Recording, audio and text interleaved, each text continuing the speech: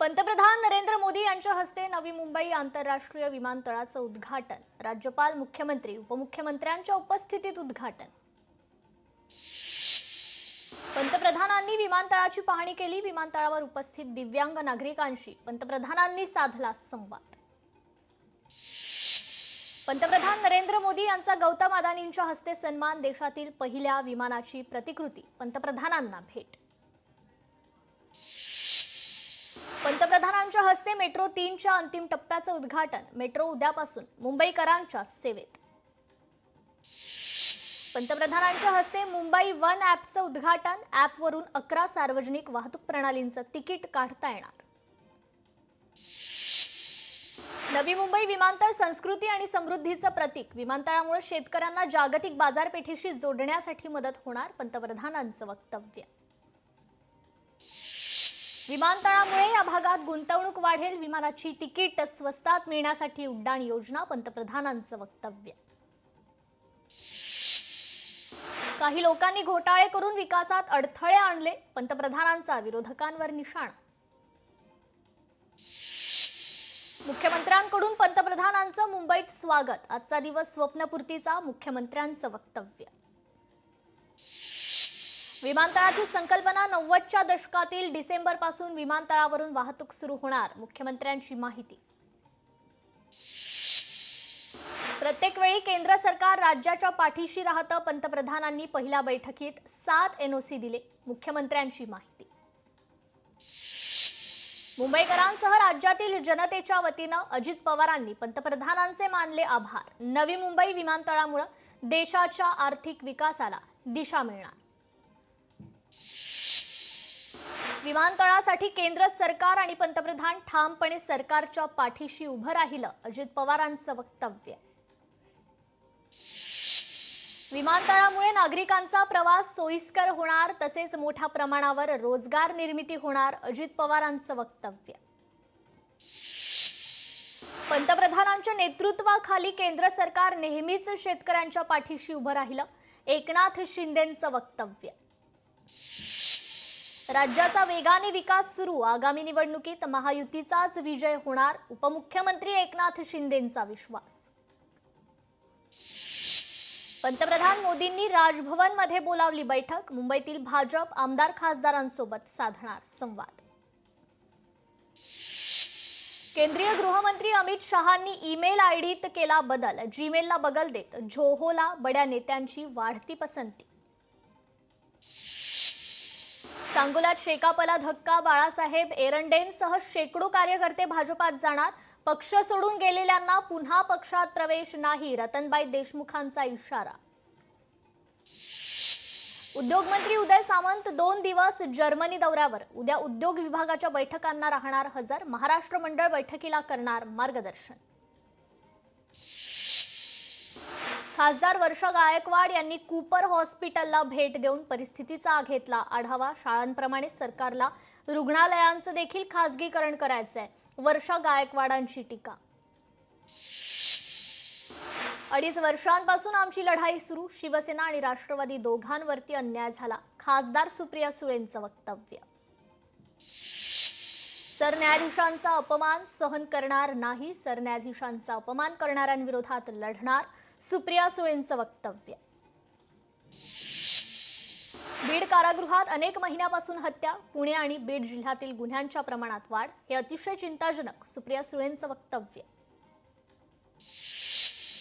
सरकारने जाहीर केलेल्या पॅकेजचा शेतकऱ्यांना लाभ मिळणार नाही, अंबादास दानवेंची प्रतिक्रिया। 11 तारखेला आंदोलनाचा दानवेंचा इशारा। ठाणे पालिका उपायुक्त शंकर पाटोळेंच्या जामीन अर्जावर उद्या सुनावणी। न्यायमूर्ती शिंदे रजेवर असल्यानं आजची सुनावणी उद्यावर। भिवंडीत निजामपूर शहरात अभिजात मराठी भाषा दिवस आणि सप्ताह साजरा। मराठीचा अभिजातपणा या विषयावर व्याख्यानाचंही आयोजन। नवी मुंबई महापालिकेत समाविष्ट गावांचा प्रभाग 14 मध्ये समावेश। या गावांमधून महापालिकेवर आता 2 नगरसेवक निवडून जाणार। परभणी महापालिका कर्मचाऱ्यांचं थकीत वेतन दिवाळीपूर्वी मिळणार, पालकमंत्री मेघना बोर्डीकर यांचं आश्वासन। त्रिभाषा धोरण सुनिश्चित करण्यासंदर्भात उच्चस्तरीय समितीकडून प्रश्नावली जाहीर, जनमत आणि सूचना एकत्रित करण्यासाठी प्रश्नावली प्रसिद्ध. जळगावमध्ये सोन्याच्या दरात पुन्हा नवा विक्रम, 24 तासात सोन्याच्या दरात पुन्हा 2,000 रुपयांची वाढ, सोन्याचे दर 1,25,000 रुपये पार, सोने चांदीच्या दरात भाव वाढ, ग्राहक मात्र चिंतेत. तिरुपती बालाजीप्रमाणे शिर्डीत देखील दर्शनाकरता येणाऱ्या प्रत्येक भाविकांचं रजिस्ट्रेशन झालं पाहिजे, माजी खासदार सुजय विखे यांची मागणी. राज्य सरकारच्या माध्यमातून बारामतीत उपक्रम, अनंतराव पवार शिक्षण संस्थेत अभ्यासक्रमाचा शुभारंभ पत्रिकेतून खासदार सुप्रिया सुळेंचं नाव मात्र वगळलं. पत्रिकेतून नाव वगळल्यानं राजकीय चर्चांना उधाण. गडचिरोलीमध्ये पोलीस खात्यात मोबाईल फॉरेन्सिक व्हॅन दाखल, व्हॅनमुळे गुन्ह्यांचा तपासणी अधिक जलद, अचूक आणि प्रभावी होणार. गडचिरोलीतील 3 नगरपरिषदेत आरक्षण सोडत 50% जागा महिला उमेदवारांकरता राखीव, सोडतीला इच्छुक उमेदवारांसह राजकीय पक्षांच्या प्रतिनिधींची उपस्थिती. सातारा नगरपरिषदेच्या निवडणुकांचं आरक्षण जाहीर, साताऱ्यात 50 जागांवर रंगणार थरार, महिलांसाठी तब्बल 25 जागा आरक्षित. मुंबई गेटवे ते मांडवा जलवाहतूक सेवा बंद, दुपारनंतर सेवा बंद करण्यात आली आहे. पंतप्रधान नरेंद्र मोदी यांच्या दौऱ्यामुळे सेवा बंद. नाशिकमध्ये होणाऱ्या सिंहस्थ कुंभमेळ्याच्या पार्श्वभूमीवर 8,719 कोटींचा आराखडा तयार, कुंभमेळा कालावधीत अंदाजे 1 कोटी भाविक येतील असा अंदाज. जळगावातील कृषी उत्पन्न बाजार समितीच्या सभापतीपदी आणि उपसभापतीपदींची बिनविरोध निवड, दोघेही सभापतींनी शेतकरी हिताचं कार्य करू असं दिलं आश्वासन. कल्याणमधील रस्ते लवकरच खड्डेमुक्त होणार, आमदार सुलभा गायकवाड यांनी केली रस्त्याच्या कामांची पाहणी. सोलापुरात समर्थ सहकारी बँकेवर आरबीआयचे निर्बंध, रिझर्व्ह बँकेकडून कठोर आर्थिक निर्बंध, 7 ऑक्टोबर 2025 पासून निर्बंध लागू, बँकेची आर्थिक स्थिती लक्षात घेता निर्णय.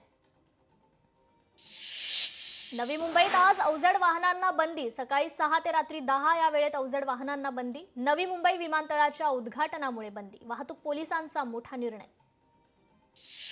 जळगावच्या 40 गावात पावसामुळे पूल खचल्यानं नागरिकांचा जीव धोक्यात, लवकरात लवकर पुलाच्या दुरुस्तीची नागरिकांची पालिकेकडे मागणी. चंद्रपूर शहरातील रस्ते खड्डेमय, खड्ड्यांमध्ये नागरिकांचा जीव मुठीत घेऊन प्रवास, जीवघेण्या रस्त्यावर 3.5 कोटींचा रस्ता दुभाजक. पिंपरीत फळभाज्यांचे दर कडाडले, दर वाढल्यानं सर्वसामान्यांच्या खिशाला कात्री, अतिवृष्टीमुळे फळभाज्यांच्या पिकांचं नुकसान. रत्नागिरीमध्ये वातावरण बदलामुळे भात शेतीला फटका, भात कापणी रखडली, शेतकरी मात्र चिंतेत. तर कोकणात देखील भात कापणीला सुरुवात, पावसाच्या हवामानामुळे मात्र शेतकरी चिंतेत. कोल्हापूरमध्ये जितो अॅपेक्स कडून पूरग्रस्तांसाठी 2 कोटी रुपयांची मदत, पृथ्वीराज कोठारी, ललित गांधी यांच्या उपस्थितीत मुख्यमंत्र्यांकडे धनादेश सुपूर्द. यवतमाळमध्ये शेतकऱ्यांना हेक्टरी 50,000 रुपये मदत आणि संपूर्ण कर्जमाफी करण्यात यावी अशी मागणी करता तहसील कार्यालयावर काँग्रेसचा बैलबंडी मोर्चा.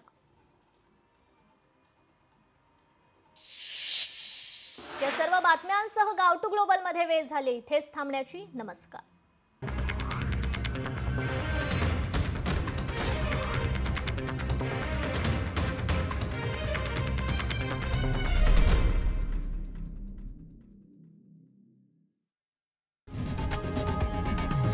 लोकशाही मराठी ऐका, पहा, जागरूक रहा.